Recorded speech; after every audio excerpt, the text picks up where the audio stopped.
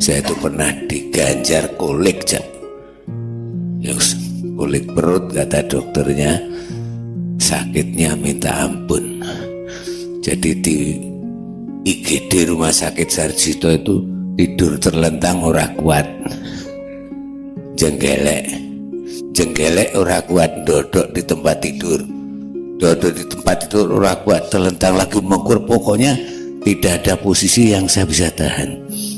Saya pikir saya sudah mau dibundut ya, tak goleki kok ora ana malaikat sing ketok.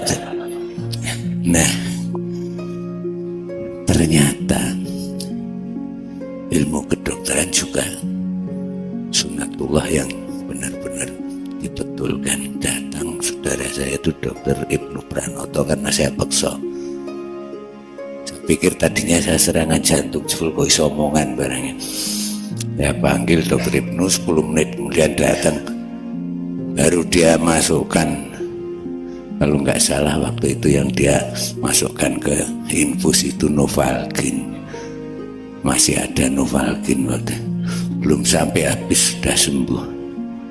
Nah, sikap saya mulai malaikat itu salah apa benar, Cak? Monggo.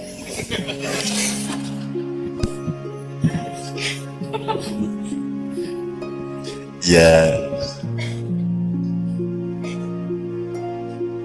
setiap saat kita itu kan antri nih, orang ngerti urutannya kan gitu kan. Tapi kan semua antri tuh Pak. Yeah. Ini orang ngerti urutannya. Betul. Dan mati sama sakit tidak ada hubungannya. Saya sampai takut merengut loh waktu itu. Gue kayak malaikat metu, aku merengut. Dukani Gusti Allah. Hati saya sudah kepada Allah, tapi tak boleh ke orang utusan sing metu ini. Ya, saya tidak bisa menjawab secara empiris karena saya belum pernah mengalami itu. Ya. Tetapi gini Bapak-bapak sekalian, ini ponakan saya itu sedang sakit kanker, Mas, saya ikut menangani ya. Dan itu tidak ada hubungannya sama hidup dia. Hidupnya bener, dia perawat, dia kerja di rumah sakit, tiba-tiba kanker berat gitu ya. Jadi sebenarnya sakit itu apa toh ya? Apakah sakit itu negatif dalam kehidupan ataukah sakit itu positif? Karena kadang-kadang sakit itu sebenarnya proses penyembuhan rohani bagi Allah kepada kita, bisa juga. Nah, malaikat datang dan tidak datang itu kan ya piye kuwi carane jawab aku ya oke. Gini, saya ini menganjurkan jamaah saya untuk mengaktifasi malaikat. Jadi aktivasikan malaikatmu. Artinya kamu tiap hari harus menyapa malaikatmu. Isu-isu assalamualaikum, assalamualaikum, assalamualaikum, assalamualaikum. Tuh. Kita bisa lihat atau tidak itu juga tidak ada hubungannya dengan kehebatan. Hantu tidak ada yang berani sama kita meskipun kita tidak pernah bisa melihat dia. Saya ini harus ngusir hantu di banyak negara. Di Italia, di rumahnya Mussolini saya pernah ngusir hantu. Karena mereka nganggapnya saya tuh ngerti. Aku kira ngerti. Ngerti neng ya karena dipaksa ya. Malam terakhir ya saya lakoni sama anak Kiai Kanjeng, parah nih kuwi kabeh, dan aku nganggo cara universal. Kue hantu Italia wani-wani karo hantu Jawa ngono, aku rasa macam-macam kue. Tak parane tak sentak-sentak. Dan teman-teman pingsan-pingsan karena saya tuh ditawur sama makhluk-makhluk macam-macam di sana. Tapi saya nggak merasa, aku nggak bisa ndelok saya. Pokoknya aku teko tak paling rasa macam-macam ya. Iki kanca-kancaku kabeh ning kene. Engko nek kowe macam-macam aku rene meneh ya. Rasa macam ayo. Wani, ayo. Wani ngetokno aku tak tonyo tenan gitu. Jadi tidak pernah ada hantu berani menampakkan diri ke saya. Jin, rawani. Kalau ada orang kesurupan sebut nama saya. Loh, ini serius sih. Gue tak akan kayak Cak Nun loh, terus ngene gitu ya. Nanti ya wes terus rumah ya. Silahkan praktekkan. Bukan apa-apa, saya itu sayang sama mereka, dan mereka kalau pengajian mereka datang ke saya. Di pengajian saya itu jin banyak sekali datang. Saya mau ke Gunung Lawu, mau ke Gunung Ceto, mau saya ke Gunung Kawi, saya semua sudah masukin semuanya. Semua perpustakaan digital spiritual saya sudah masukin semua. Dan mereka itu sayang sama saya. Jadi ono wong ning jalan wates kono wong kesurupan bola bali. Kesurupan. Terus aku ngongkon bocah, cah Kiai Kanjeng kuwi rono. Begitu cakeng itu, wah anak boy cak nun meneh, terus ya wis itu hilang, gitu. Terus anak Kiai Kanjeng pergi lagi, kesurupan lagi, beda lagi. Tadi suaranya gini, terus berikutnya suaranya begitu. Terus aku ngomongkan meneh si jinne, wah cak nun meneh, wah wis kondo cak nun rasa, aku ya sering nang padang bulan, jadi seneng saya jin itu sama saya itu cinta. Dan jin itu Anda jangan anggap khayal. Jin disebut oleh Allah lebih dulu dari manusia di semua ayat kecuali satu ayat dok. Berpuluh-puluh kali Allah menyebut makhluk itu jinni wal insi, bukan insi wal jinni. Jadi jin itu senior kita, malaikat senior kita, alam senior kita, tetapi yang paling senior adalah Nur Muhammad. Kalau Anda berada pada jalur Muhammad, maka Anda menjadi senior dan Anda yang nanti pertama giliran masuk surga. Itu. Dan surga itu bukan sesuatu yang kita cita-citakan. Kita itu dulu di surga. Cuman sekarang outbound sebentar ke sini dan jangan tidak lulus di sini gitu loh Pak. Gitu loh. Nah saya kira kita masih lama Pak bertugas outbound ini Pak. Insya Allah gitu ya. Monggo berikutnya beliau mungkin. Pak Jibri monggo. Terima kasih Cak Nun. Ini Cak Nun, jadi saat bulan puasa itu hampir semua orang yang menjalankan puasa 10 hari terakhir berharap-harap mendapat sesuatu sampai dia tidak pulang ke rumah istilahnya. Itu tahunya dapat itu bagaimana Cak Nun?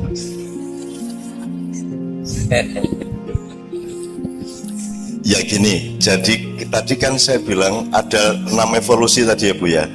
Jadi kita ini sudah di evolusi keempat, tapi kita berpikirnya masih pra-4. Jadi kita masih berpikirnya materi. Jadi kalau ngomong surga, kita bayangkan itu jasad. Kita bayangkan pahala itu adalah tambahan duit, tambahan emas, kan gitu. Jadi cara berpikir kita masih materialistik. Bahkan kita bersedekah ingin mendapat balasan berlipat-lipat, kan gitu.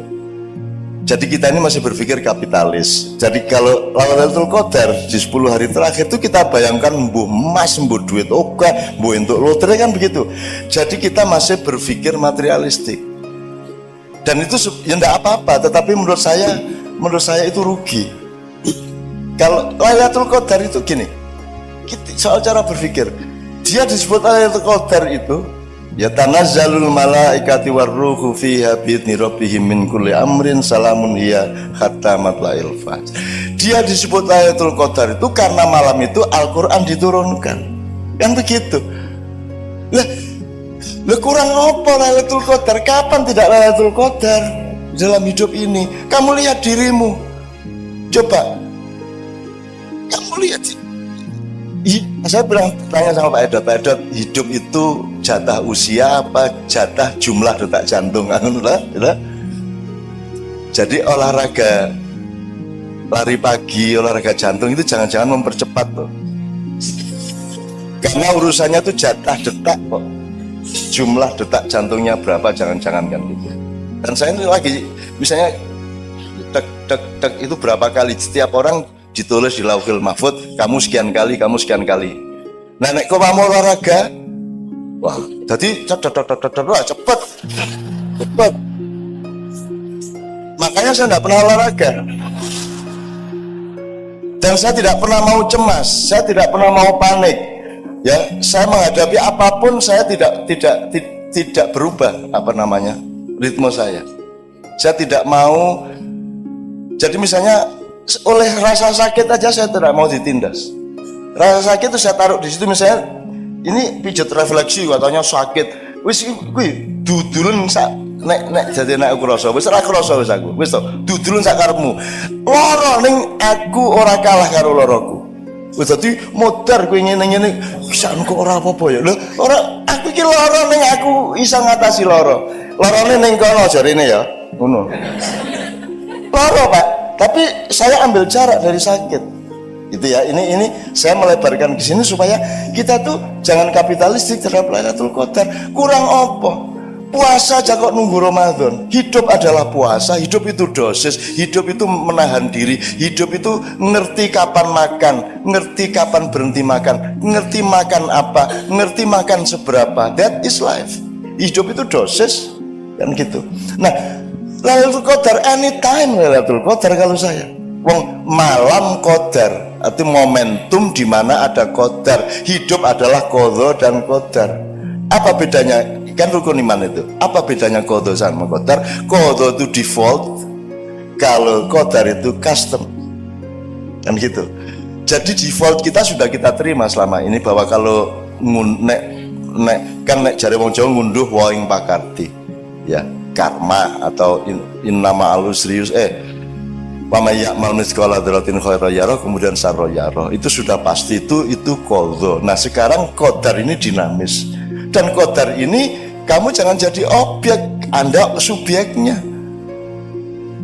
Jadi saya tuh tidak pernah, kemarin saya selama 2 hari saya nulis 40 tulisan. Saya setorkan ke anak-anak Kadipiro.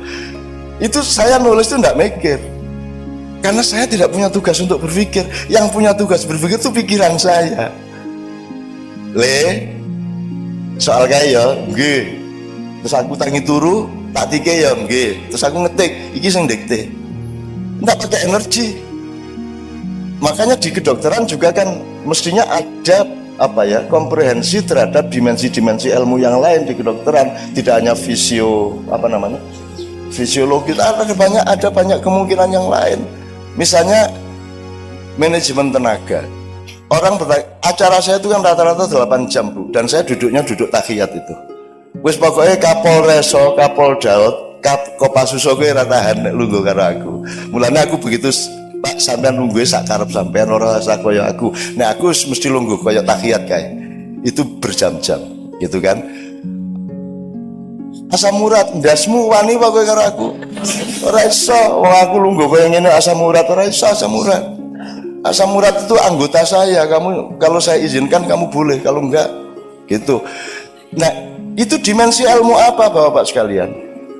Siapa yang berkuasa atas kesembuhan? Kenapa engkau tidak mencari sebanyak mungkin tali dengan yang maha mentakdirkan, yang maha memiliki qadar? Qadar itu kata bendanya, takdir itu masdarnya atau adjektifnya. Takdir adalah pengqadaran. Ya. Nah, Anda dikasih limpahan oleh Allah untuk mentakdirkan diri Anda sendiri. Jadi kalau Anda malam Ramadan, Anda tinggal memetik. Cuman kan masalahnya kamu itu pamrih, pengen emas, pengen duit lebih banyak, dan itu Allah tersinggung. Kamu kok tidak percaya sama saya? Jadi orang berdoa itu kadang-kadang dilematis, Bu. Kalau kita minta ya Allah, ya Allahumma, orang dungu nanti setengah jam. Allah dibacain makalah, ya Allah ini Indonesia sedang mengalami makalah ya. Ini ada konflik antar ini ya Allah. Ini ada kriminalisasi ulama ya Allah. Wah ini wes roh jare Gusti Allah. Wes roh aku mah kuasa ngono kan. Ndonga kok cek dawane gitu kan. Terus ya Allah kuatkanlah iman kami gini. Buah njaluk terus Allah mengatakan gini. Kamu itu kurang apa tiap hari saya kasih? Minta terus banyak sekali permintaan kamu, gitu kan? Kalau kita berdoa, terus akhirnya kita takut, ya sudah saya tidak berdoa, terserah Allah aja. Dapat 3 hari kita tidak berdoa, Allah bilang lagi, kok sombong gue lanjaluk kan tidak? Iya gitu Mas. Yang benar yang mana Mas? Berdoa apa tidak? Kalau berdoa, Anda bilang saya kurang apa ngasih kamu? Kamu tidak usah ngatur detak jantung, saya bikin dan jantungmu berdetak. Kamu tidak bisa berkuasa atas detak jantungmu. Kamu masih minta. Tapi kalau nggak minta, dia bilang tumben nggak minta. Terus ud'uni astajib lakum kata Allah. Jadi yang mana ini? Nah itu namanya dosis, Bu. Kita masing-masing yang mengerti kapan kita minta, wajar apa tidak permintaan kita, dosisnya tepat apa tidak, kan begitu masalahnya. Itu. Nah jadi Lailatul Qadar itu kalau saran saya itu anytime. Siang malam tidak hanya berdasarkan matahari. Hatimu sering siang di malam hari dan hatimu sering malam di siang hari. Betul nggak Bu? Anda menghadapi pasien itu malam apa siang Pak Dad? Malam adalah tidak tahu karena gelap, siang adalah terang benderang sehingga kita tahu. Kalau menghadapi pasien itu siang apa malam? Sok siang sok malam. Oh ganti siang karo malam ya. Nah, itu. Orang jualan, orang narik taksi, narik ojek, gojek itu kan malam toh Pak. Dia tidak tahu dapat order berapa. Orang jual nasi laku apa itu semua malam. Maka Allah selalu mengatakan subhanalladzi asra bi abdihi lailan. Maha suci Allah yang memperjalankan hambanya di malam hari, tidak ada di siang hari. Artinya selalu di depanmu itu sesuatu yang harus kita cari terus, ijtihad terus, rendah hati terus, golek terus, bisa rumangsa terus kan itu. Bukan rumangsa bisa gitu ya Pak ya. Terima kasih, ini waktunya juga sudah panjang, tapi dalam hati kita dan dalam hubungan kita sehari-hari dengan teman kerja seringkali sulit memaafkan. Mumpung sekarang ada dukun yang sudah dukuni beribu-ribu orang, tolong ini didukuni. Yang pertama, doa utama kita setiap hari itu sing kudu dieling-eling apa. Yang kedua, gimana supaya kita mudah memaafkan orang lain dengan betul-betul penuh kasih sayang, itu saja. Oke. Memang secara dalam ilmu psikologi, ya bukan ilmu saya, dalam common sense psikologi kan ada 4 macam manusia. Ada orang yang sukar marah tapi mudah memaafkan. Yang kedua ada orang mudah marah, sukar memaafkan. Ada orang mudah marah, mudah memaafkan, dan ada orang sukar marah, sukar memaafkan. Tapi pokoknya ada 4 macam. Sama dengan kalau soal ilmu, ada orang yang ngerti dan ngerti bahwa dia ngerti. Yang kedua orang ngerti tapi nggak ngerti kalau dia ngerti. Ini posisinya beda. Yang pertama belajarlah kepada dia karena dia ngerti dan ngerti bahwa dia ngerti. Yang kedua orang yang ngerti tapi tidak ngerti bahwa dia ngerti, bangunkan dia karena dia tertidur. Yang ketiga orang yang nggak ngerti tapi ngerti bahwa dia nggak ngerti, ya temanilah dia untuk berubah menjadi mengerti. Yang keempat ini yang mayoritas, orang yang tidak ngerti dan tidak ngerti bahwa dia tidak ngerti. Iki opsinya 3, dari punya 1 tinggalan, nomor 2 kaploken. So, itu ya itu monggo lah. Nah, kembali ke soal memaafkan tadi.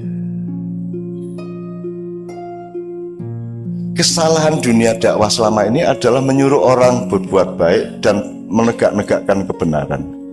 Maksud saya gini, kebenaran itu tidak untuk engkau pamerkan, kebenaran itu untuk bekal di dalam dirimu, ya.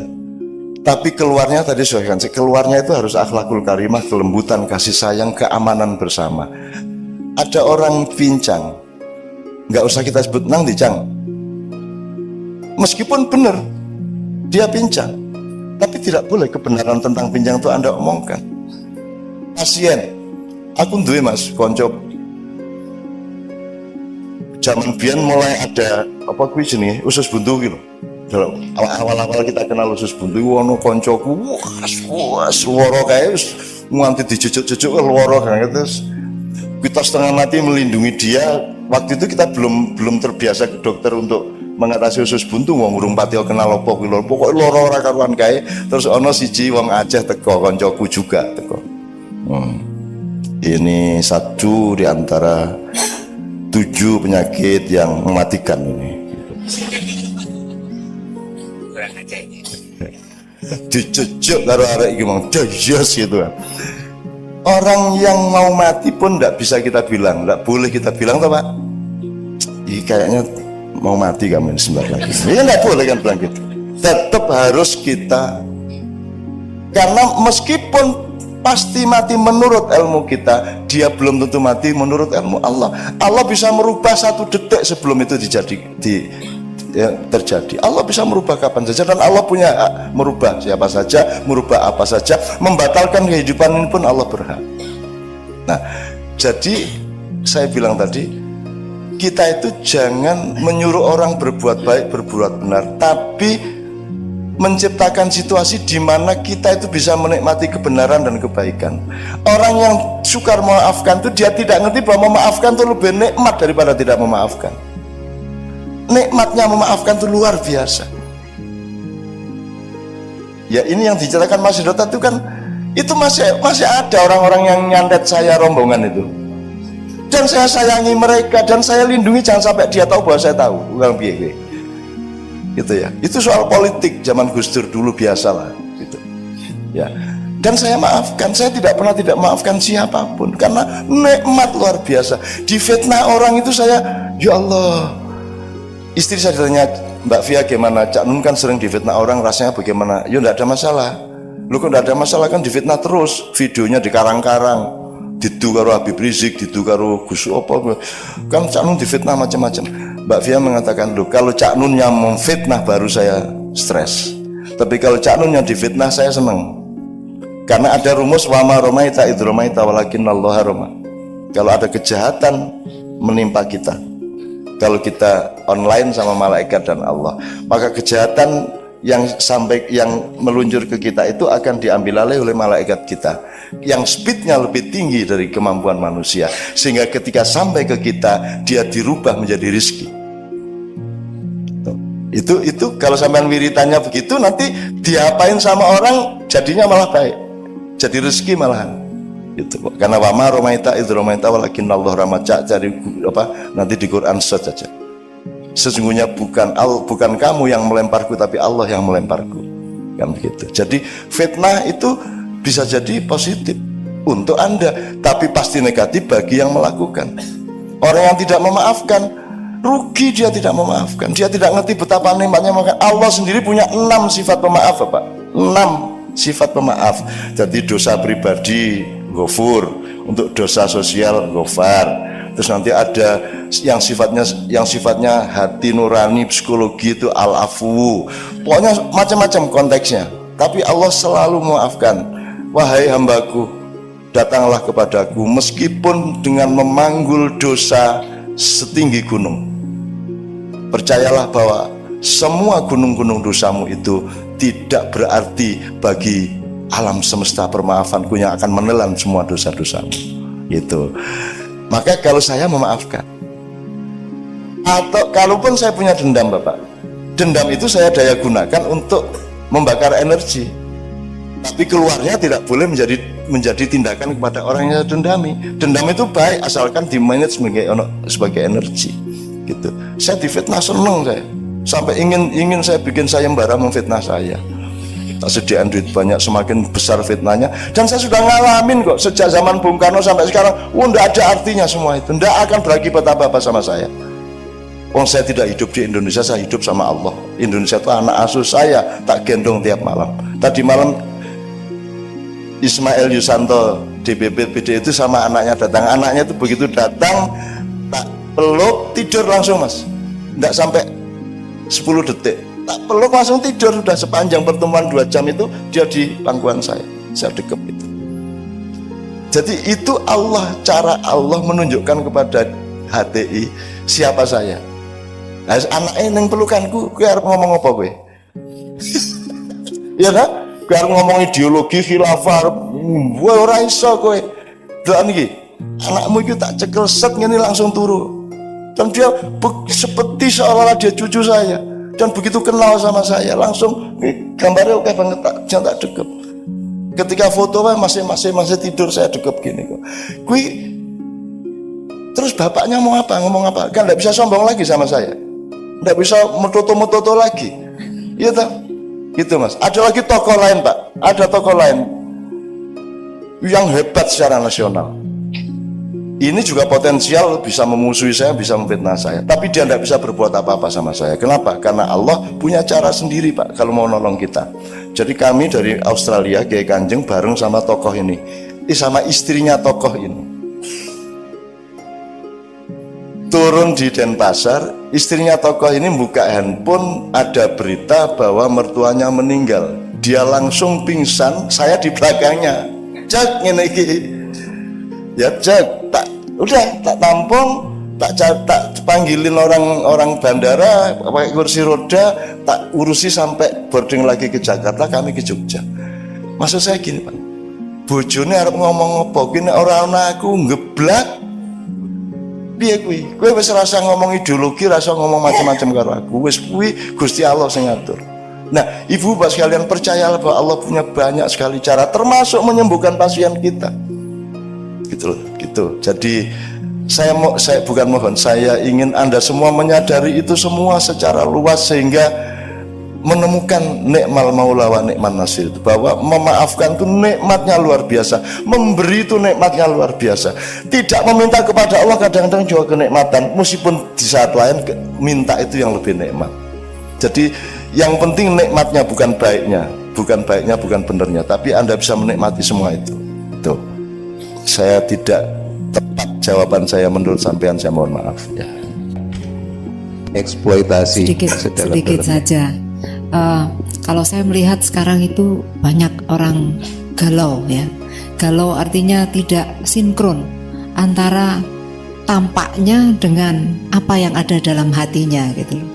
Nah, itu bagaimana itu? Padahal kalau kita lihat, kelihatannya semua arahnya mau ke apa? Wah, religius sekali. Tapi sebetulnya dari sisi perilakunya itu kok munculnya berbeda. Monggo Pak.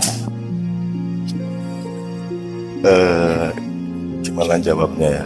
Mau pakai terminologi atau metodologi yang luas, waktunya juga tidak cukup. Tapi saya kira memang ada kelemahan pendidikan keagamaan, Bu. Jadi kita tidak,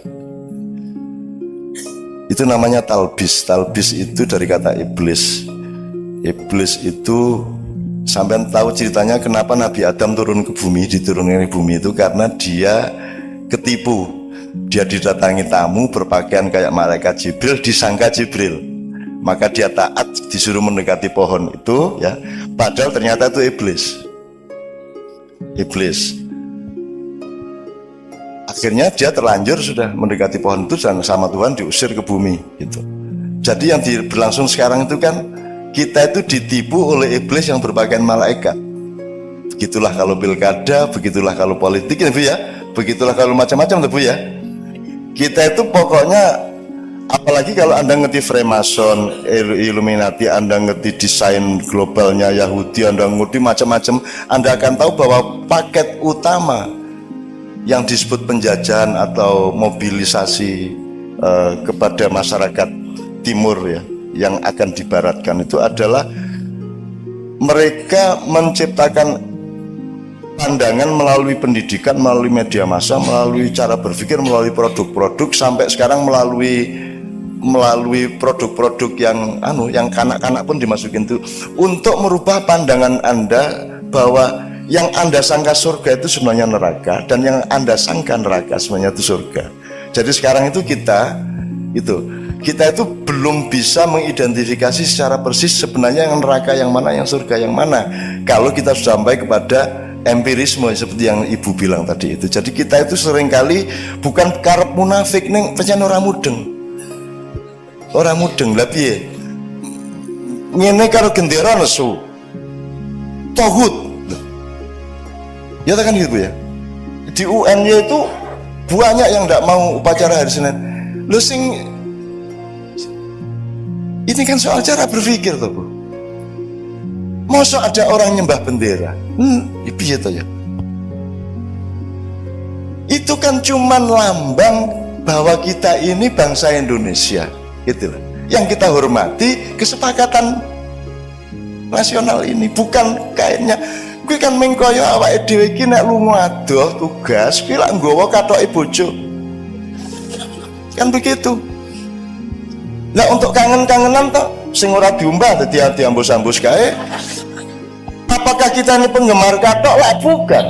Kita ini pecinta istri, pecinta suami. Lambangnya kehadiran istri atau suami pada perantauan kita adalah katok itu. Bukan katok itu yang kita sembah. Kita umroh itu bukan nyembah Ka'bah, bukan nyium Hajar Aswad. Kalau mau nyium batu ngapain jauh-jauh ke Mekah, bayar ado-ado. Golek watu neng kali oke banget, tinggal dicium.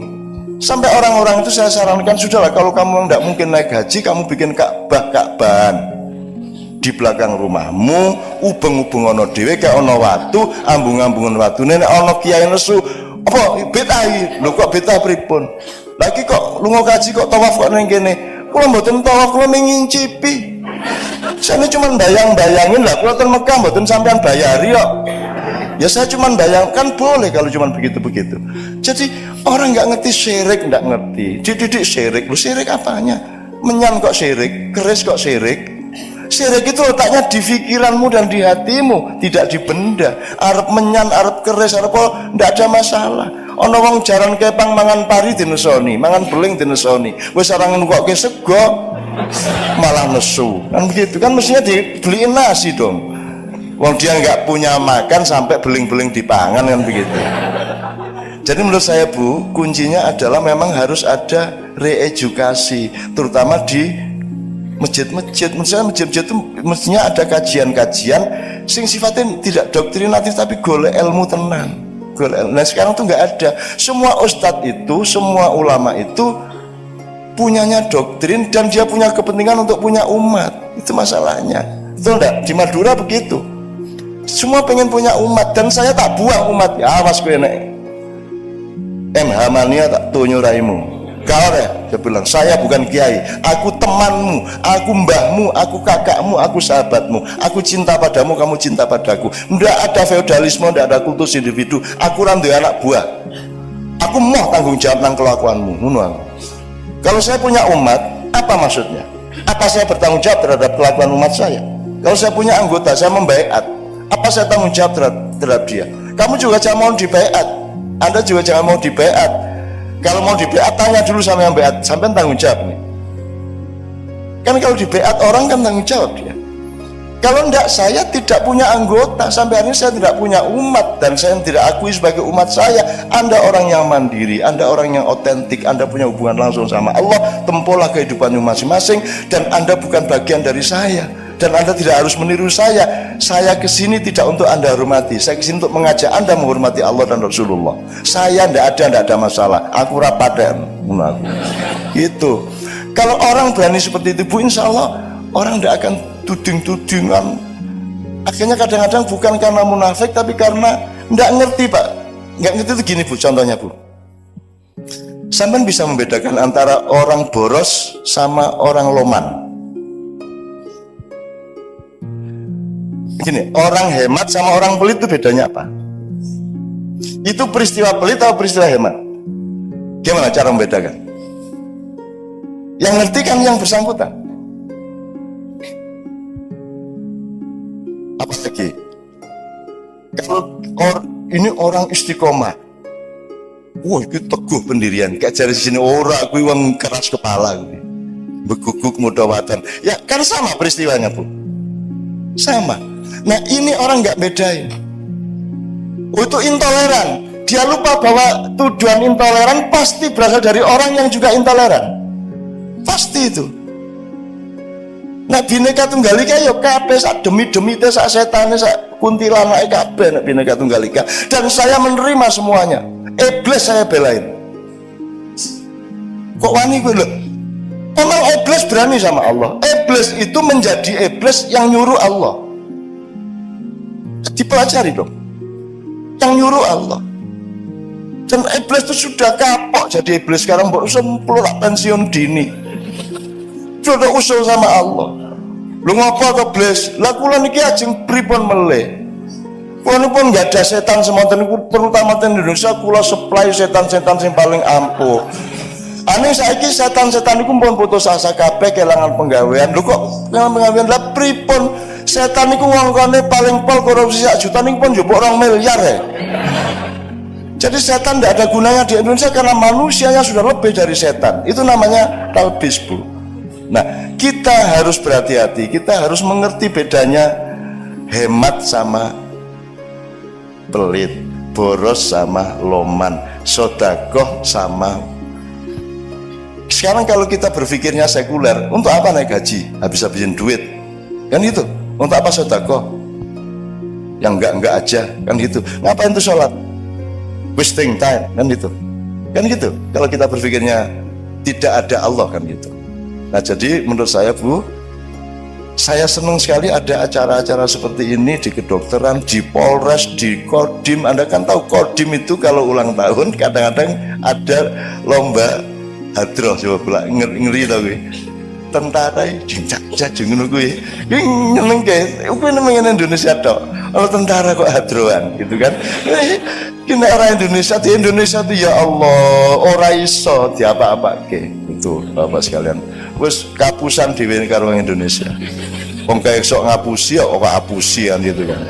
Nah jadi Bu, jawaban saya menurut saya tidak bisa lengkap, tapi saya kira memang pembelajaran harus kita lakukan. Jadi ada kajian-kajian daripada bentrok merah lawan melawan hijau, daripada mbok Basul Masail bareng. Saya selalu menganjurkan, ngapain tuh ini majelis tarjih fatwa, Basul Masail NU fatwa, MUI fatwa, mbok rapat sih terus fatwa bareng gitu loh. Ki umatnya bingung, siji riyo sesuk burung, siji durung, sing bener sing di. Untung sekarang ini tidak ada masalah karena sudah ada proyek yang lebih besar, ndak urusan hari raya aja. Idul Fitri tanggal berapa? Anda tahu itu semua proyek aja, gitu loh Mas. Itu ujung-ujungnya itu yaitu tok, gitu loh. Mosok hilal harus ada hilal 2%, 2,5%. Itu gimana sih orang-orang itu? Itu dulu nggak ada ukuran 2%, itu 2 derajat, nggak ada. Itu gini loh, itu kan idiom namanya. Nanti kok edot kok urung ketok irunge gitu. Itu maksudnya kok belum kelihatan batang hidungnya. Itu kan ungkapan, bukan kok kita cari hidungnya edot bener ya enggak. Kok dia belum kelihatan, tapi bahasanya itu kok belum kelihatan batang hidungnya. Nah 2% itu simpeki ketok lah, 2%, bukan 2% regulatif. 2% kuwi nek cara Jawa ini sahoha, swidak jaran, sak Dayak. Itu maksudnya banyak sekali, bukan kok terus cari orang Dayak bener. Banyak fikih yang diciptakan berdasarkan kesalahpahaman kata seperti itu. Sebenarnya itu idiom dan misalnya Lailatul Qadri khairum min alfi syahrin, ya. Malam Qadar itu seperti lebih bagus dari 1000 bulan. Dihitung 1000 tenan. Ora kuwi nek cara jan maewu gitu loh. Itu idiom bahasa sastra. Ini kalau mufasir, ahli agama, ahli politik ndak ngerti sastra. Aku nak Khairul Anwar mengatakan aku ini binatang jalang. Polisi binatang jalang. Hari kumpulannya terbuang, tapi aku akan menerjang. Wagi anarki. Iya, lagu puisi Pak. Itu puisi. Makanya sekarang sampai ada cerpen itu haram karena bohong. Piye ta ya? Piye iki? Menungso iki kok ya pedok ya piye? Ya Bapak saya mohon, waktu sudah habis, sudah terlalu larut, saya mohon maaf jawabnya tidak mudah, maka agak kadang-kadang saya lari ke sana kemari. Tapi yang penting menurut saya sekarang ini bukan apakah Anda setuju atau tidak pada omongan saya, tidak penting apakah Anda paham atau tidak penting apakah itu ilmu benar apa tidak. Yang penting kita bermesraan di dalam itikat yang baik bersama-sama, ingin berdamai, ingin enak, ingin seimbang satu sama lain. Dan nanti terjadinya itu tidak karena saya, tidak karena Anda, tapi karena perkenan Allah. Anda akan menemukan keajaiban-keajaiban yang tidak pernah Anda duga dari Allah Subhanahu wa taala. Saya mohon izin, mohon maaf atas semua kekurangan saya. Qul in dalaltu fa innama adillu ala nafsi fa in ihtadaitu wa bima yuhya ilayya rabbi. Assalamualaikum warahmatullahi wabarakatuh. Saya itu pernah diganjar kolik, kulit perut, kata dokternya sakitnya minta ampun.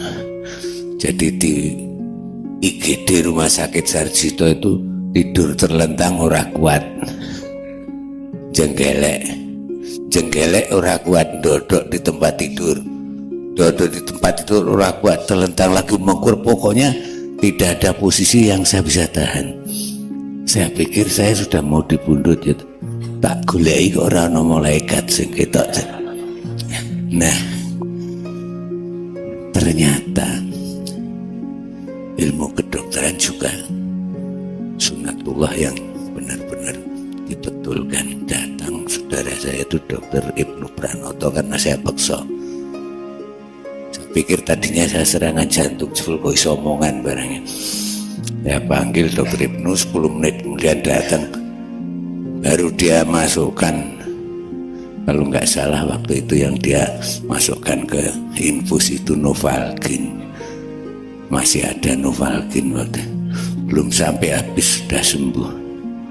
Nah, sikap saya mulai malaikat itu salah apa benar ya? Monggo.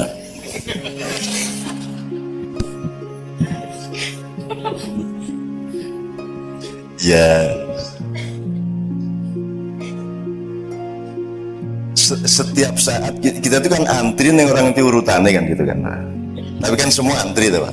Ya. Ini orang ngerti urutannya. Betul. Dan mati sama sakit tidak ada hubungannya.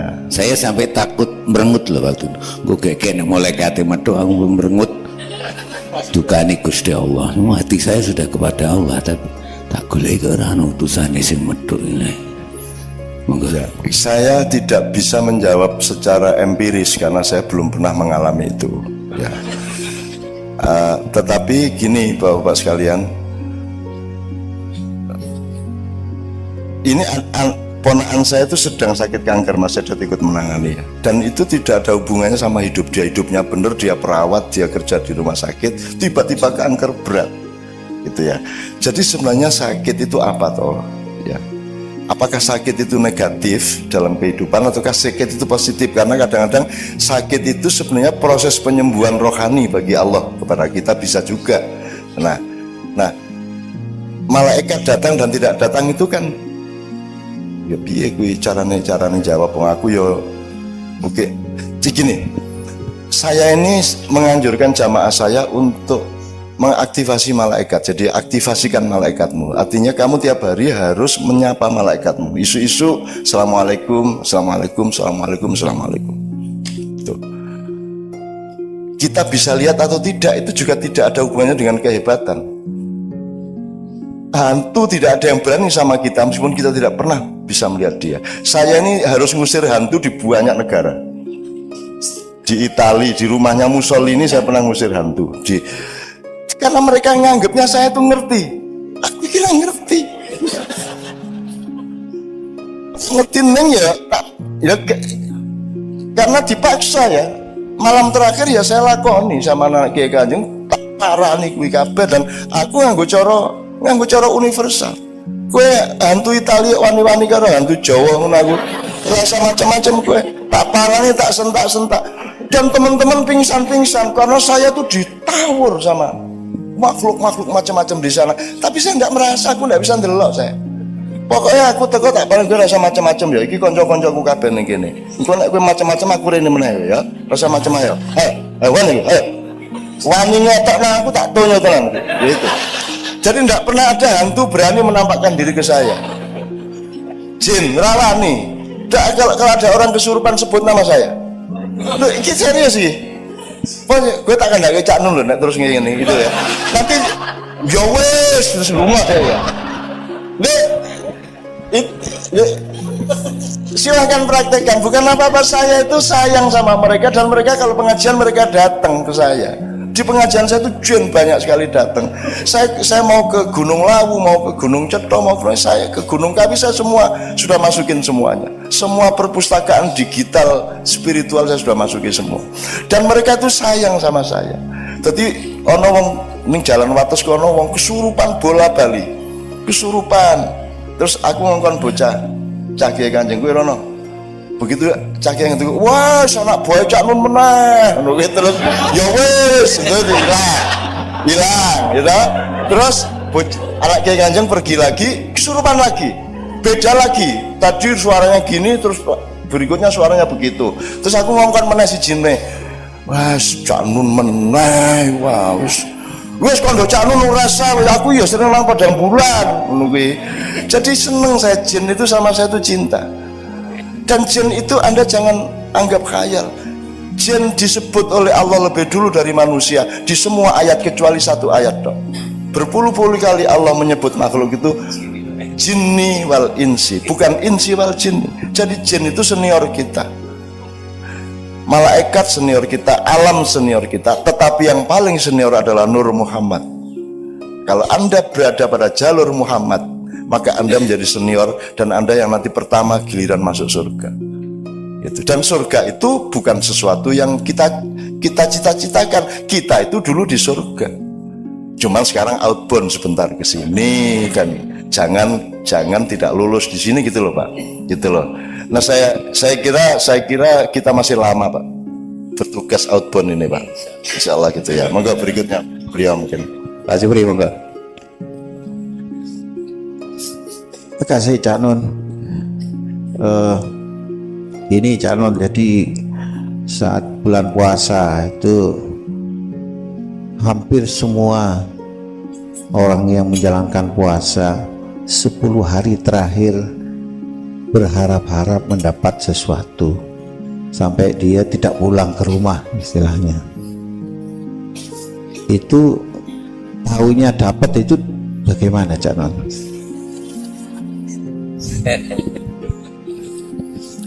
Ya gini, jadi tadi kan saya bilang ada 6 evolusi tadi ya Bu ya. Jadi kita ini sudah di evolusi keempat, tapi kita berpikirnya masih pra-4. Jadi kita masih berpikirnya materi. Jadi kalau ngomong surga, kita bayangkan itu jasad. Kita bayangkan pahala itu adalah tambahan duit, tambahan emas, kan gitu. Jadi cara berpikir kita masih materialistik. Bahkan kita bersedekah ingin mendapat balasan berlipat-lipat, kan gitu. Jadi kita ini masih berpikir kapitalis. Jadi kalau Lailatul Qadar di 10 hari terakhir itu kita bayangkan mbuh emas, mbuh duit oke, mbuh untuk lotre, kan begitu. Jadi kita masih berpikir materialistik.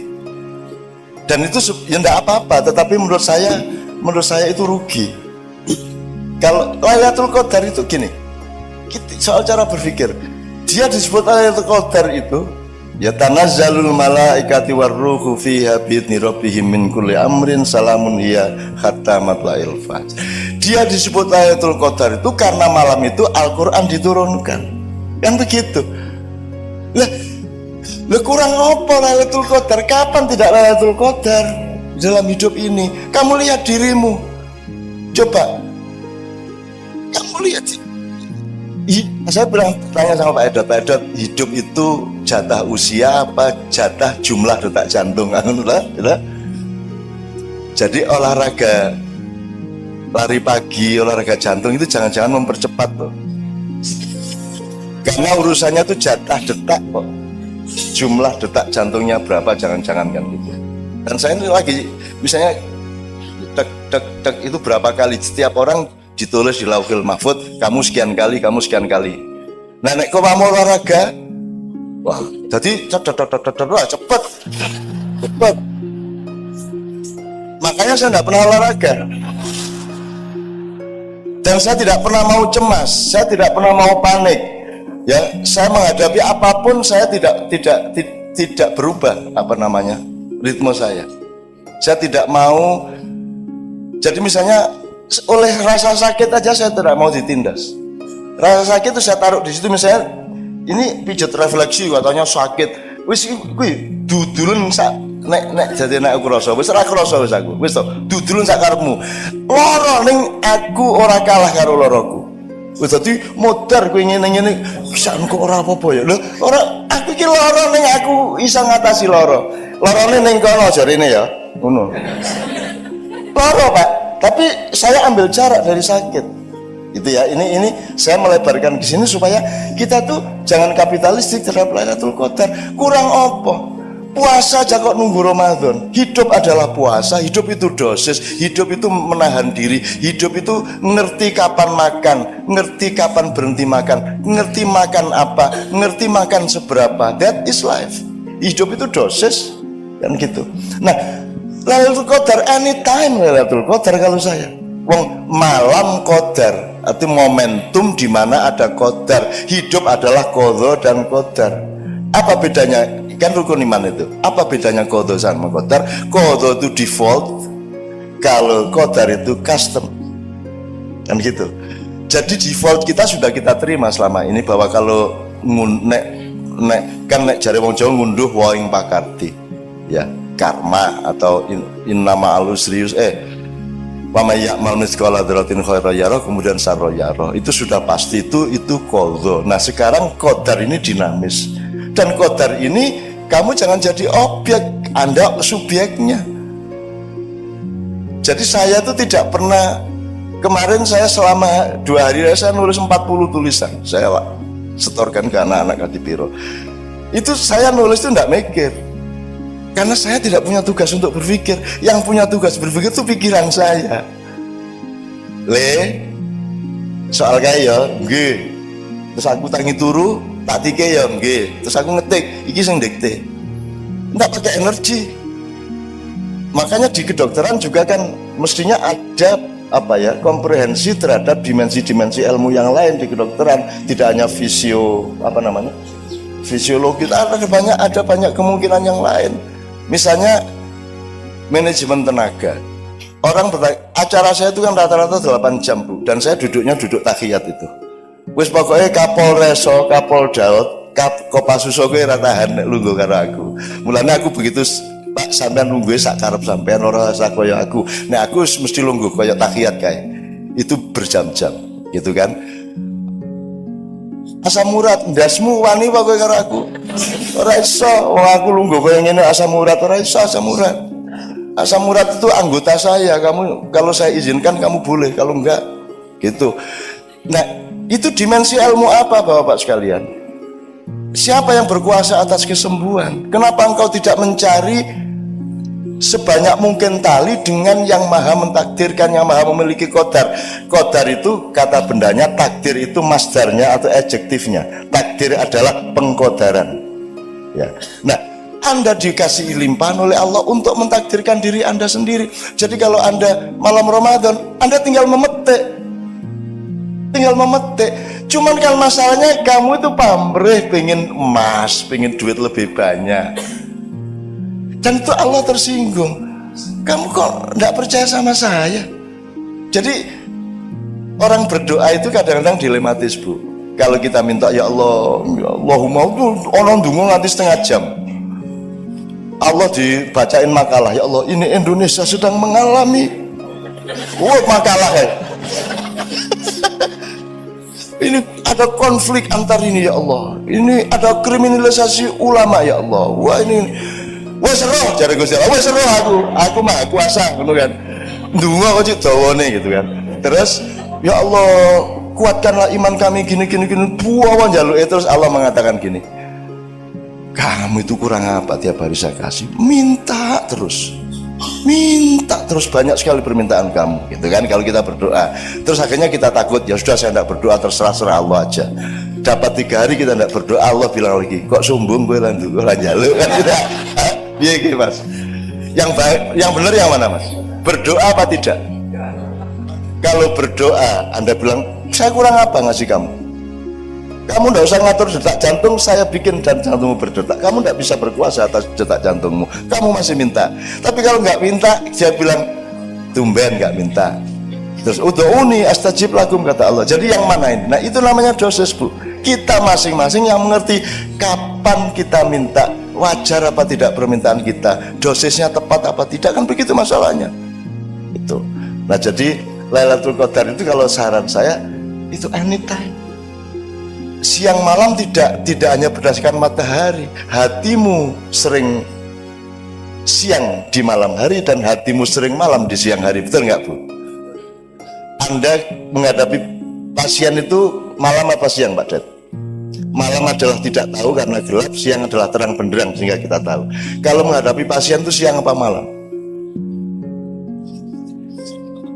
Sok siang sok malam. Oh ganti siang karo malamnya. Orang jualan, orang narik taksi, narik ojek, gojek itu kan malam toh Pak. Dia tidak tahu dapat order berapa. Orang jual nasi laku apa itu semua malam. Maka Allah selalu mengatakan subhanalladzi asra bi abdihi lailan. Maha suci Allah yang memperjalankan hambanya di malam hari, tidak ada di siang hari. Artinya selalu di depanmu itu sesuatu yang harus kita cari terus, ijtihad terus, rendah hati terus, golek terus, bisa rumangsa terus, kan itu. Bukan rumangsa bisa, gitu ya Pak ya. Terima kasih, saya ini waktunya juga sudah panjang, tapi dalam hati kita dan dalam hubungan kita sehari-hari dengan teman kerja seringkali sulit memaafkan. Ya, mumpung sekarang ada dukun yang sudah dukuni beribu-ribu orang, tolong ini didukuni. Yang pertama, doa utama kita setiap hari itu sing kudu dieling-eling apa. Yang kedua, gimana supaya kita mudah memaafkan orang lain dengan betul-betul penuh kasih sayang, itu saja. Oke.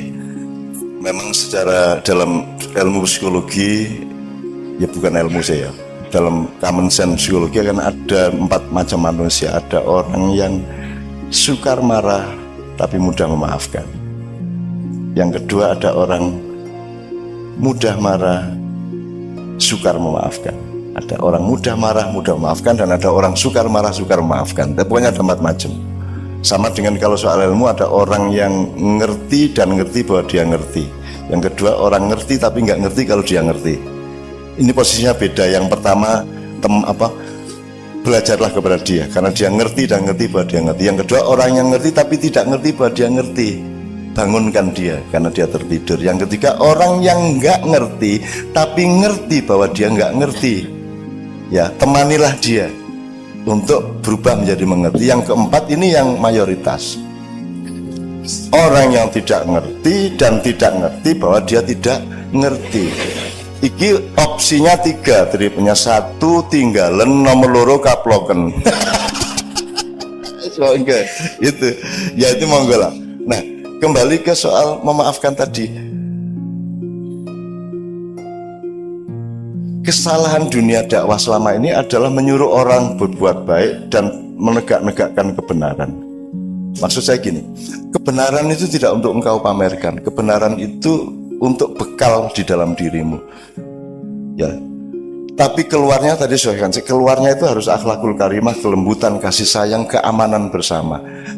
Ada orang pincang, nggak usah kita sebut nang dicang, meskipun benar dia pincang, tapi tidak boleh kebenaran tentang pincang itu Anda omongkan.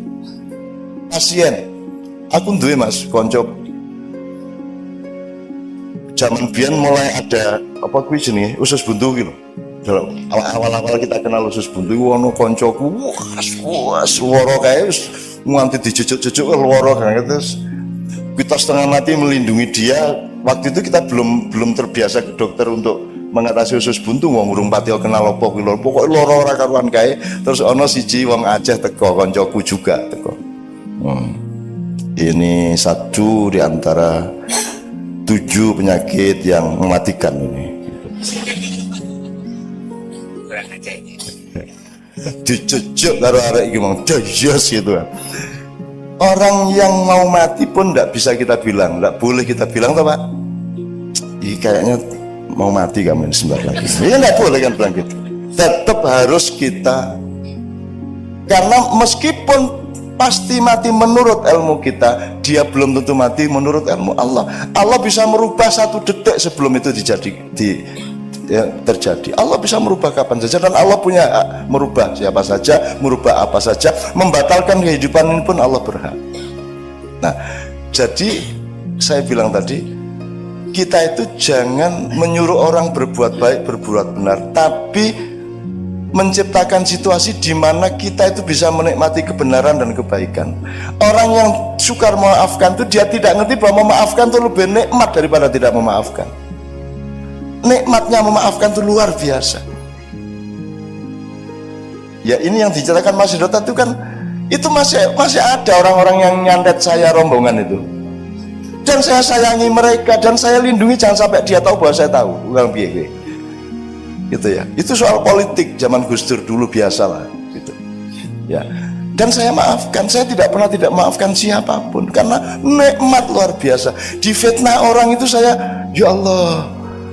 Istri saya ditanya, Mbak Via gimana? Cak Nun kan sering difitnah orang, rasanya bagaimana? Ya enggak ada masalah. Lu kok enggak ada masalah, kan difitnah terus, videonya dikarang-karang, didu karo Habib Rizik, didu karo Gus apa, kan Cak Nun difitnah macam-macam. Mbak Via mengatakan, loh kalau Cak Nun yang memfitnah baru saya stres, tapi kalau Cak Nun yang difitnah saya senang. Karena ada rumus wama romaita idromaita walakinnallaha roma.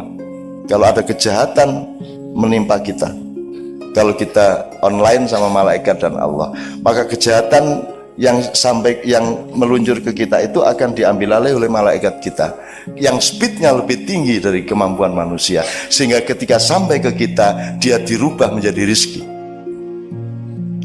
Itu kalau sampean wiritannya begitu, nanti diapain sama orang jadinya malah baik, jadi rezeki malahan. Itu karena wama romaita idromaita walakinnallaha rama. Cari apa nanti di Quran saja. Sesungguhnya bukan kamu yang melemparku, tapi Allah yang melemparku, kan begitu. Jadi fitnah itu bisa jadi positif untuk Anda, tapi pasti negatif bagi yang melakukan. Orang yang tidak memaafkan rugi, dia tidak memaafkan, dia tidak ngerti betapa nikmatnya. Maka Allah sendiri punya 6 sifat pemaaf, Bapak. 6 sifat pemaaf. Jadi dosa pribadi Ghafur, untuk dosa sosial Ghafar. Terus nanti ada yang sifatnya hati nurani, psikologi itu Al-Afu. Pokoknya macam-macam konteksnya. Tapi Allah selalu memaafkan. Wahai hambaku, datanglah kepadaku meskipun dengan memanggul dosa setinggi gunung. Percayalah bahwa semua gunung-gunung dosamu itu tidak berarti bagi alam semesta permaafanku yang akan menelan semua dosa-dosamu. Gitu. Maka kalau saya memaafkan, atau kalaupun saya punya dendam, Bapak, dendam itu saya daya gunakan untuk membakar energi, tapi keluarnya tidak boleh menjadi tindakan kepada orang yang saya dendami. Dendam itu baik asalkan dimanage sebagai energi. Gitu. Saya difitnah seneng saya, sampai ingin saya bikin sayembara memfitnah saya. Tak sediaan duit banyak, semakin besar fitnahnya. Dan saya sudah ngalamin kok sejak zaman Bung Karno sampai sekarang. Enggak ada artinya semua itu, enggak akan berakibat apa-apa sama saya. Saya tidak hidup di Indonesia, saya hidup sama Allah. Indonesia itu anak asuh saya, tak gendong tiap malam. Tadi malam Ismail Yusanto DPP PD itu sama anaknya datang. Anaknya itu begitu datang, tak peluk, tidur langsung, Mas. Enggak sampai 10 detik, tak peluk langsung tidur. Sudah sepanjang pertemuan 2 jam itu dia di pangkuan saya dekep itu. Jadi itu Allah, cara Allah menunjukkan kepada HTI siapa saya. Nah, anaknya yang pelukanku, gue harus ngomong apa gue? Iya kan? Gue harus ngomong ideologi khilafah, gue ora iso gue. Doa nih, anakmu itu tak cekel set ngene langsung turu. Dan dia seperti seolah-olah dia cucu saya. Dan begitu kenal sama saya, langsung gambarnya oke banget, tak dekep. Ketika foto masih tidur, saya dekep gini kok. Terus bapaknya mau apa, ngomong apa? Kan tidak bisa sombong lagi sama saya, tidak bisa metoto lagi. Iya tak?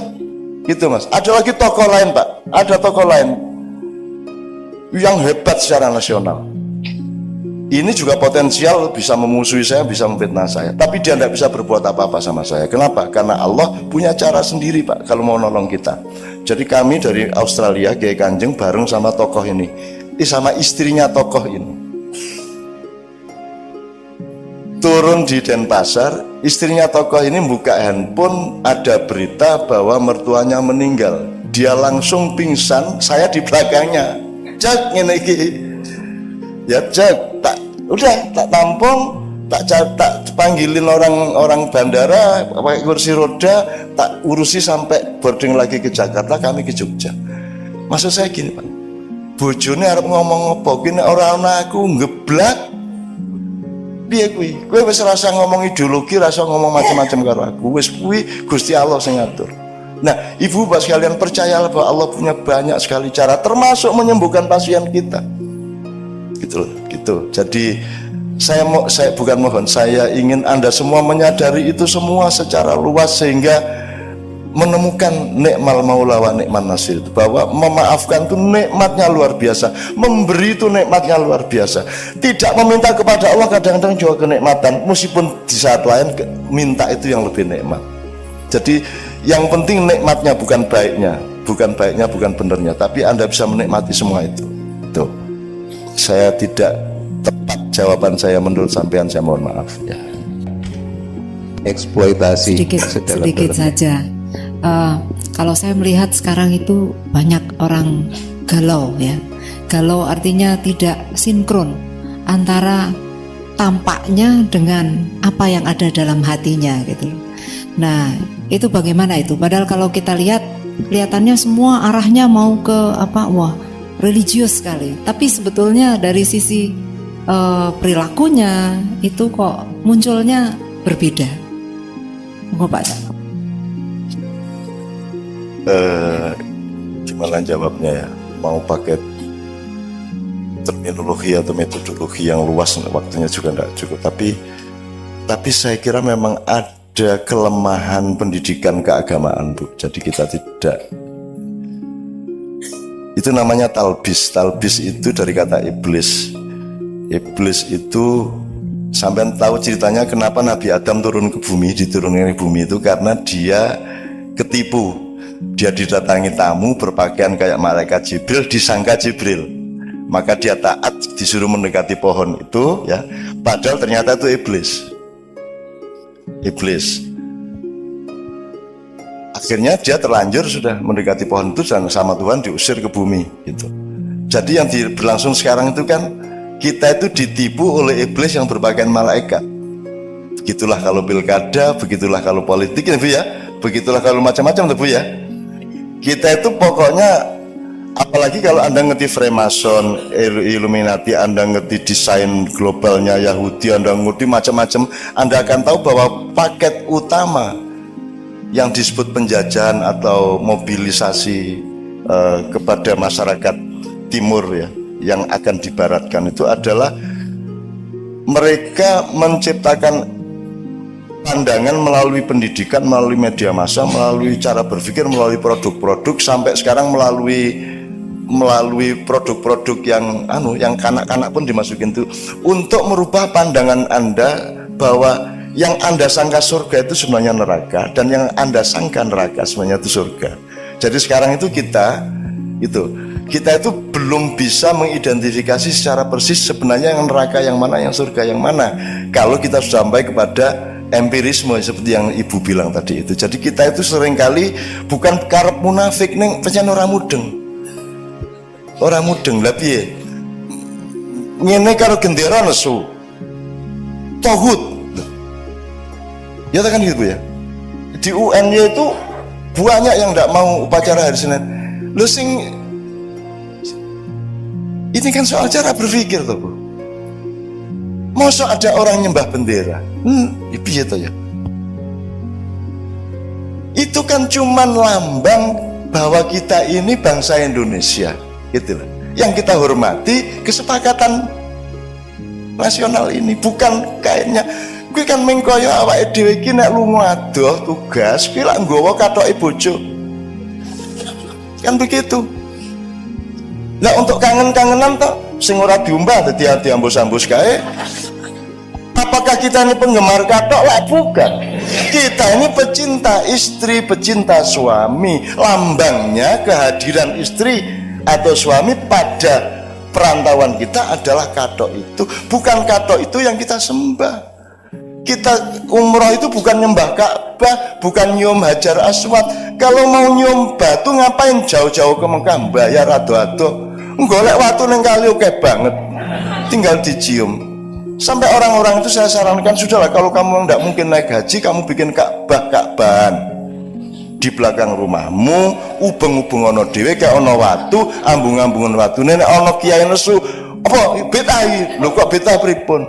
Lagi kok lunga kaji kok tawaf kok neng kene? Kula mboten tawaf, kula mengincipi. Saya cuma bayang-bayangin lah, kula ten Mekah mboten sampean bayari kok. Ya saya cuma bayangkan boleh kalau cuma begitu-begitu. Jadi orang nggak ngerti syirik, nggak ngerti. Dididik syirik, lu syirik apanya? Menyan kok syirik, keris kok syirik. Syirik itu letaknya di pikiranmu dan di hatimu, tidak di benda. Arep menyan, arep keris, arep apa, ndak ada masalah. Ana wong jaran kepang mangan pari dinesoni, mangan beling dinesoni. Wis ora ngenukokke sego malah nesu. Kan begitu kan, mestinya dibeliin nasi dong. Wong dia nggak punya makan sampai beling-beling dipangan, kan begitu. Jadi menurut saya Bu, kuncinya adalah memang harus ada reedukasi, terutama di masjid-masjid. Menurut saya masjid-masjid itu mestinya ada kajian-kajian sing sifatnya tidak doktrinatif tapi golek ilmu tenan. Nah sekarang tuh nggak ada. Semua ustadz itu, semua ulama itu punyanya doktrin dan dia punya kepentingan untuk punya umat. Itu masalahnya. Betul enggak? Di Madura begitu. Semua pengen punya umat dan saya tak buang umat. Ya awas kowe nek MH mania tak tunyu raimu. Kau ya, dia bilang, saya bukan kiai, aku temanmu, aku mbahmu, aku kakakmu, aku sahabatmu, aku cinta padamu, kamu cinta padaku. Tidak ada feodalisme, tidak ada kultus individu. Aku randu anak buah. Aku mau tanggung jawab tentang kelakuanmu.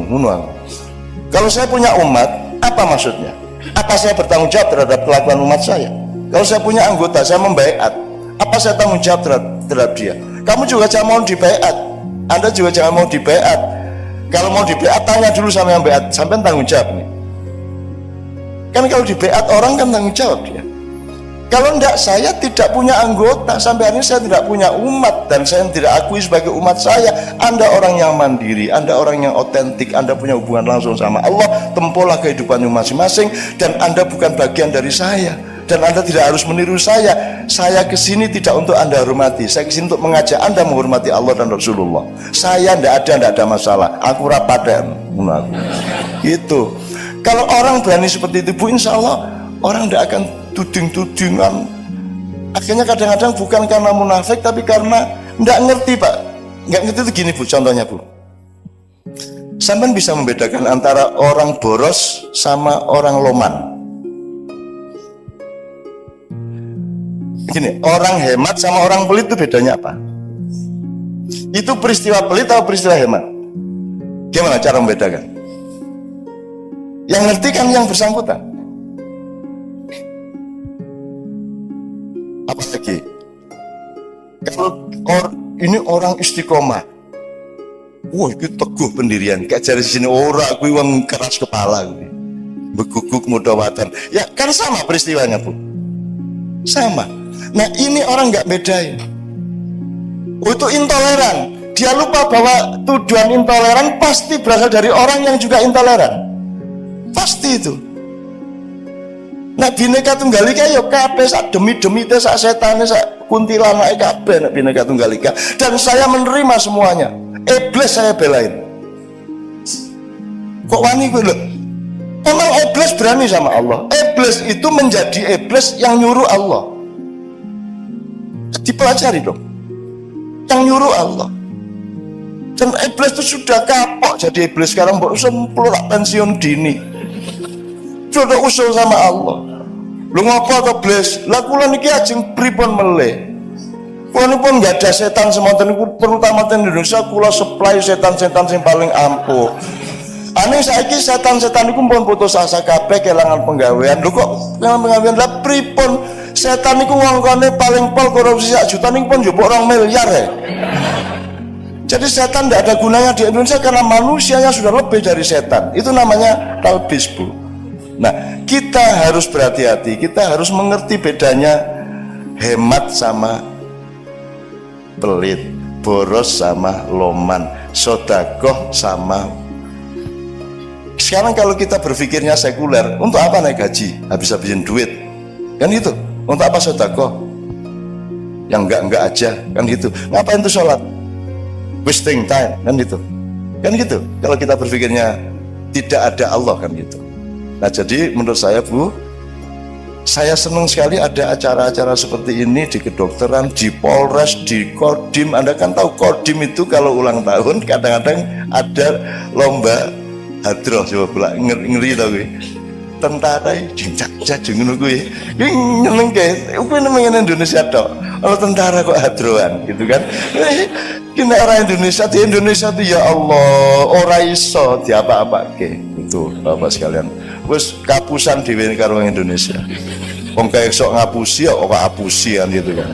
Nah jadi Bu, jawaban saya menurut saya tidak bisa lengkap, tapi saya kira memang pembelajaran harus kita lakukan. Jadi ada kajian-kajian daripada bentrok merah lawan melawan hijau, daripada mbok bahsul masail bareng. Saya selalu menganjurkan, ngapain tuh ini majelis tarjih fatwa, bahsul masail NU fatwa, MUI fatwa, mbok rapat sih terus fatwa bareng gitu loh.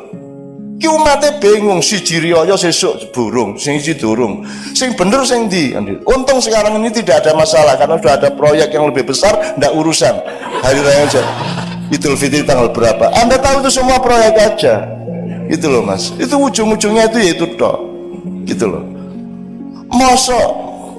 Mosok hilal harus ada hilal 2%, 2,5%. Itu gimana sih orang-orang itu? Itu dulu nggak ada ukuran 2%. Itu 2 derajat, nggak ada. Itu gini loh. Itu kan idiom namanya. Nanti kok edot kok urung ketok irunge gitu. Itu maksudnya kok belum kelihatan batang hidungnya. Itu kan ungkapan, bukan kok kita cari hidungnya edot bener ya enggak. Kok dia belum kelihatan, tapi bahasanya itu kok belum kelihatan batang hidungnya. Nah 2% itu simpeki ketok lah rong persen, bukan 2% regulatif. Rong persen kui nek cara Jawa ini sahoha swidak jaran sak Dayak, itu maksudnya banyak sekali, bukan kok terus cari orang Dayak bener. Banyak fikih yang diciptakan berdasarkan kesalahpahaman kata seperti itu, sebenarnya itu idiom. Dan misalnya Lailatul Qadri khairum min alfi syahrin, ya. Malam Qadar itu seperti lebih bagus dari 1000 bulan. Dihitung 1000 tenan. Ora kuwi nek cara jan maewu gitu loh. Itu idiom bahasa sastra. Ini kalau mufasir, ahli agama, ahli politik nggak ngerti sastra. Aku nek Khairul Anwar mengatakan aku ini binatang jalang. Polisi binatang jalang. Hari kumpulannya terbuang, tapi aku akan menerjang. Bagi anarki. Iya, lagu puisi Pak. Itu puisi. Makanya sekarang sampai ada cerpen itu haram karena bohong. Piye ta ya? Piye iki? Menungso iki kok ya pedok ya piye? Ya Bapak, saya mohon, waktu sudah habis, sudah terlalu larut, saya mohon maaf, jawabnya tidak mudah, maka agak kadang-kadang saya lari ke sana kemari. Tapi yang penting menurut saya sekarang ini bukan apakah Anda setuju atau tidak pada omongan saya, tidak penting apakah Anda paham atau tidak penting apakah itu ilmu benar apa tidak. Yang penting kita bermesraan di dalam itikad yang baik bersama-sama, ingin berdamai, ingin enak, ingin seimbang satu sama lain. Dan nanti terjadinya itu tidak karena saya, tidak karena Anda, tapi karena perkenan Allah. Anda akan menemukan keajaiban-keajaiban yang tidak pernah Anda duga dari Allah Subhanahu wa taala. Saya mohon izin, mohon maaf atas semua kekurangan saya. Qul in dalaltu fa innama adillu ala nafsi fa in ihtadaitu wa bima yuhya ilayya rabbi. Assalamualaikum warahmatullahi wabarakatuh. Saya itu pernah diganjar kolik, kolik perut, kata dokternya sakitnya minta ampun. Jadi di IGD Rumah Sakit Sarjito itu tidur terlentang ora kuat, jenggelek ora kuat, dodok di tempat tidur ora kuat, terlentang lagi mengkur, pokoknya tidak ada posisi yang saya bisa tahan. Saya pikir saya sudah mau dibundut ya, tak goleki kok ora ana malaikat sing ketok. Nah, ternyata ilmu kedokteran juga sunatullah yang benar-benar dibetulkan. Datang saudara saya itu Dokter Ibnu Pranoto karena saya paksa. Saya pikir tadinya saya serangan jantung, jebul kok iso omongan barangnya. Saya panggil Dokter Ibnu, 10 menit kemudian datang, baru dia masukkan Kalau nggak salah waktu itu yang dia masukkan ke infus itu Novalgin. Masih ada Novalgin waktu belum sampai habis sudah sembuh. Nah sikap saya mulai malaikat itu salah apa benar Cak? Monggo.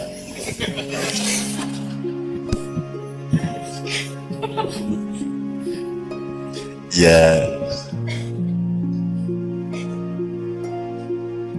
setiap saat kita itu kan antri nih orang ngerti urutannya kan gitu kan. Tapi kan semua antri tuh Pak. Ya. Ini orang ngerti urutannya. Betul. Dan mati sama sakit tidak ada hubungannya. Saya sampai takut merengut loh waktu itu. Gue kayak malaikat metu aku merengut. Dukani Gusti Allah. Hati saya sudah kepada Allah tapi tak golek orang utusane sing metu ini. Ya, saya tidak bisa menjawab secara empiris karena saya belum pernah mengalami itu. Ya. Tetapi gini Bapak-Bapak sekalian, ini ponakan saya itu sedang sakit kanker, Mas Edet ikut menangani ya. Dan itu tidak ada hubungannya sama hidup dia. Hidupnya bener, dia perawat, dia kerja di rumah sakit, tiba-tiba kanker berat, gitu ya. Jadi sebenarnya sakit itu apa toh? Ya. Apakah sakit itu negatif dalam kehidupan ataukah sakit itu positif? Karena kadang-kadang sakit itu sebenarnya proses penyembuhan rohani bagi Allah kepada kita bisa juga. Nah, malaikat datang dan tidak datang itu kan ya piye kuwi carane jawab wong aku ya oke. Gini, saya ini menganjurkan jamaah saya untuk mengaktifasi malaikat. Jadi aktivasikan malaikatmu. Artinya kamu tiap hari harus menyapa malaikatmu. Isu-isu assalamualaikum, assalamualaikum, assalamualaikum, assalamualaikum. Tuh. Kita bisa lihat atau tidak itu juga tidak ada hubungannya dengan kehebatan. Hantu tidak ada yang berani sama kita meskipun kita tidak pernah bisa melihat dia. Saya ini harus ngusir hantu di banyak negara. Di Italia, di rumahnya Mussolini saya pernah ngusir hantu. Karena mereka nganggapnya saya tuh ngerti. Aku kira ngerti. Ngerti neng ya, karena dipaksa ya.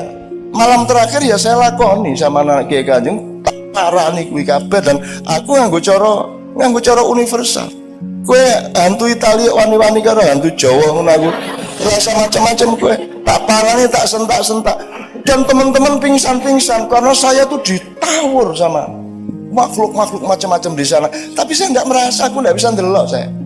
Pokoknya aku teko tak paling gue rasa macam-macam ya. Iki konco-koncoku kabeh ning kene. Engko nek kowe macam-macam aku rene meneh ya. Rasa macam ayo. Ayo wani, ayo. Wani ngetokno aku tak tonyo tenan gitu. Jadi tidak pernah ada hantu berani menampakkan diri ke saya. Jin, rawani. Kalau ada orang kesurupan sebut nama saya. Loh, ini serius sih.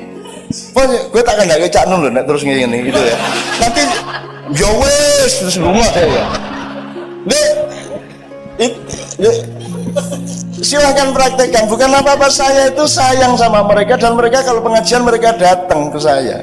Di pengajian saya itu jin banyak sekali datang. Saya mau ke Gunung Lawu, mau ke Gunung Ceto, mau ke saya ke Gunung Kawi, saya semua sudah masukin semuanya. Semua perpustakaan digital spiritual saya sudah masukin semua.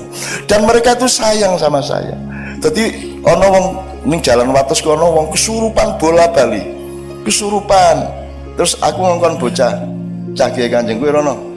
Begitu Cah Kiai itu, wah anak boy Cak Nun meneh. Ngono kuwi terus ya wis itu hilang gitu. Terus anak Kiai Kanjeng pergi lagi, kesurupan lagi. Beda lagi. Tadi suaranya gini terus berikutnya suaranya begitu. Terus aku ngongkon meneh si jinne. Wah, Cak Nun meneh. Wah, wis kondo Cak Nun ngrasa aku ya seneng nang padang bulan ngono kuwi. Jadi seneng saya, jin itu sama saya itu cinta. Dan jin itu Anda jangan anggap khayal. Jin disebut oleh Allah lebih dulu dari manusia di semua ayat kecuali satu ayat dok.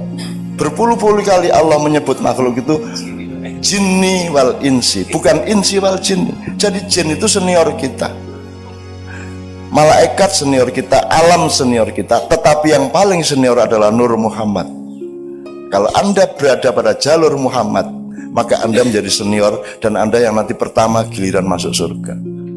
Gitu. Dan surga itu bukan sesuatu yang kita kita cita-citakan. Kita itu dulu di surga, cuman sekarang outbound sebentar ke sini, dan jangan tidak lulus di sini gitu loh Pak, gitu loh. Nah saya kira kita masih lama Pak bertugas outbound ini Pak, insya Allah gitu ya. Monggo berikutnya beliau mungkin Pak Jibri, monggo. Terima kasih Cak Nun. Ini Cak Nun, jadi saat bulan puasa itu hampir semua orang yang menjalankan puasa 10 hari terakhir berharap-harap mendapat sesuatu sampai dia tidak pulang ke rumah istilahnya. Itu tahunya dapat itu bagaimana Cak Non?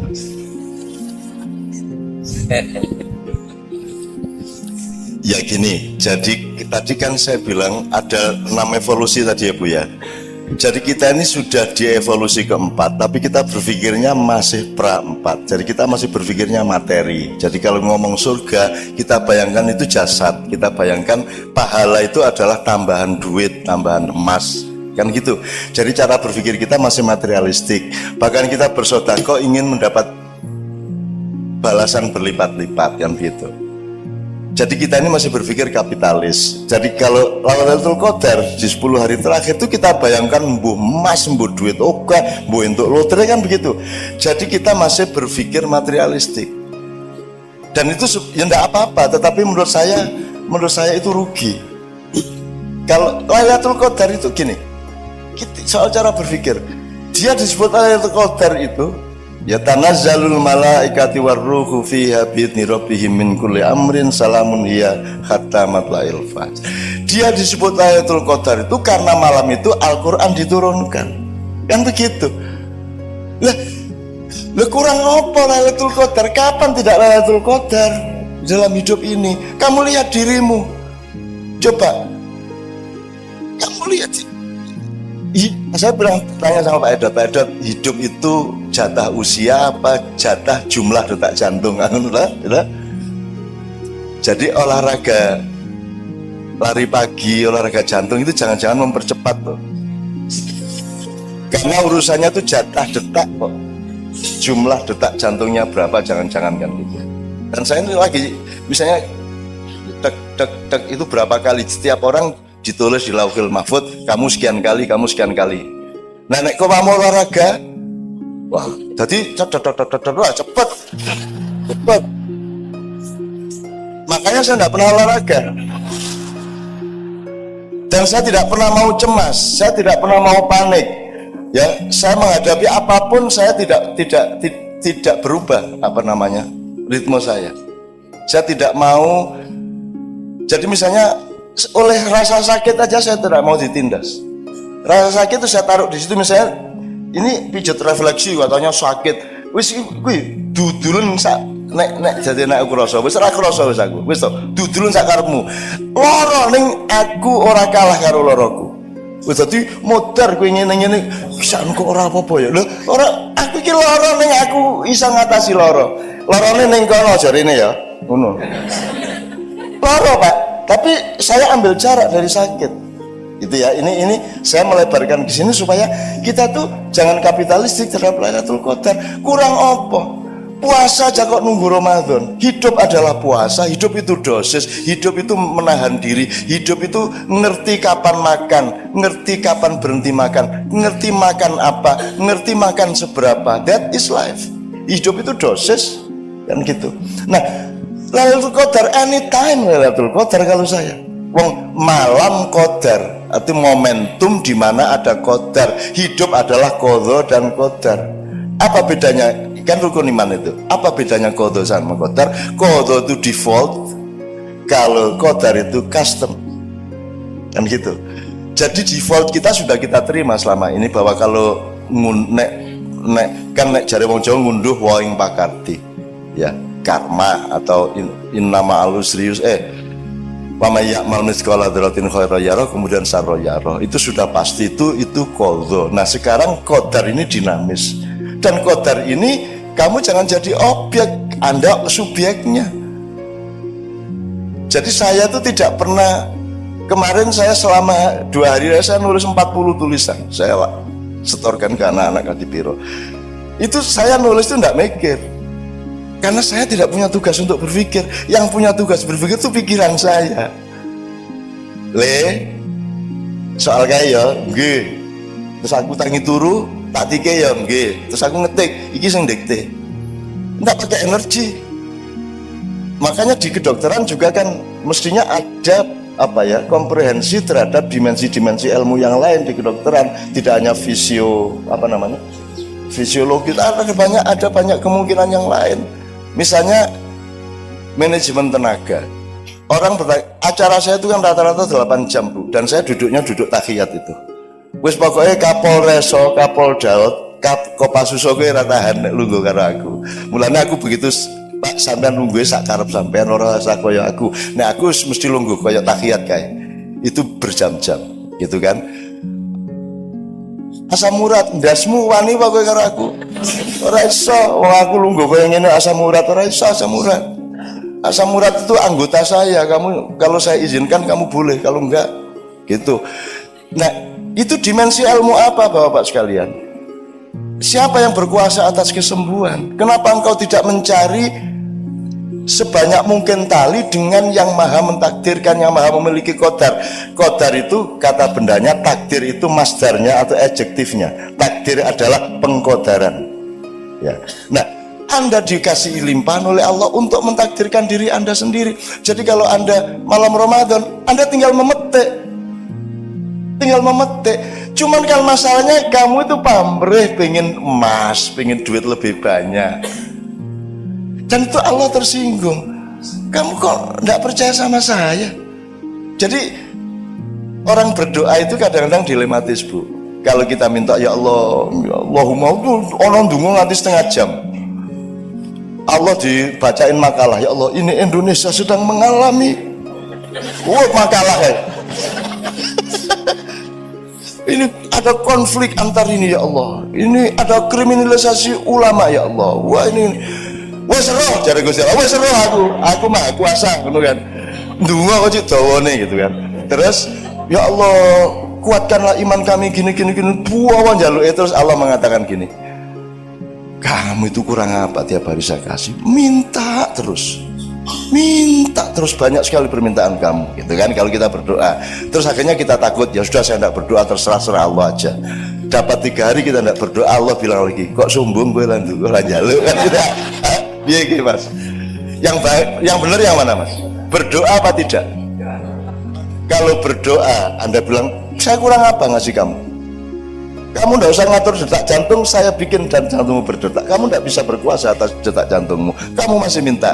Tapi kalau nggak minta, dia bilang tumben nggak minta. Terus ud'uni astajib lakum kata Allah. Jadi yang mana ini? Nah itu namanya dosis Bu. Kita masing-masing yang mengerti kapan kita minta, wajar apa tidak permintaan kita, dosisnya tepat apa tidak, kan begitu masalahnya. Itu. Nah jadi Lailatul Qadar itu kalau saran saya itu anytime. Siang malam tidak hanya berdasarkan matahari. Hatimu sering siang di malam hari dan hatimu sering malam di siang hari. Betul nggak Bu? Anda menghadapi pasien itu malam apa siang Pak Dad? Malam adalah tidak tahu karena gelap, siang adalah terang benderang sehingga kita tahu. Kalau menghadapi pasien itu siang apa malam? Sok siang sok malam. Oh ganti siang karo malamnya. Orang jualan, orang narik taksi, narik ojek, gojek itu kan malam toh Pak. Dia tidak tahu dapat order berapa. Orang jual nasi laku apa itu semua malam. Maka Allah selalu mengatakan subhanalladzi asra bi abdihi lailan. Maha suci Allah yang memperjalankan hambanya di malam hari, tidak ada di siang hari. Artinya selalu di depanmu itu sesuatu yang harus kita cari terus, ijtihad terus, rendah hati terus, golek terus, bisa rumangsa terus kan itu. Bukan rumangsa bisa gitu ya Pak ya. Terima kasih, saya ini waktunya juga sudah panjang. Tapi dalam hati kita dan dalam hubungan kita sehari-hari dengan teman kerja seringkali sulit memaafkan. mumpung sekarang ada dukun yang sudah dukuni beribu-ribu orang, tolong ini didukuni. Yang pertama, doa utama kita setiap hari itu sing kudu dieling-eling apa. Yang kedua, gimana supaya kita mudah memaafkan orang lain dengan betul-betul penuh kasih sayang. Itu saja. Oke, memang secara dalam ilmu psikologi, ya bukan ilmu saya, dalam common sense psikologi kan ada 4 macam manusia. Ada orang yang sukar marah tapi mudah memaafkan. Yang kedua, ada orang mudah marah, sukar memaafkan. Ada orang mudah marah, mudah memaafkan, dan ada orang sukar marah, sukar memaafkan. Tapi pokoknya ada 4 macam. Sama dengan kalau soal ilmu, ada orang yang ngerti dan ngerti bahwa dia ngerti. Yang kedua, orang ngerti tapi nggak ngerti kalau dia ngerti. Ini posisinya beda. Yang pertama, belajarlah kepada dia karena dia ngerti dan ngerti bahwa dia ngerti. Yang kedua, orang yang ngerti tapi tidak ngerti bahwa dia ngerti. Bangunkan dia karena dia tertidur. Yang ketiga, orang yang nggak ngerti tapi ngerti bahwa dia nggak ngerti.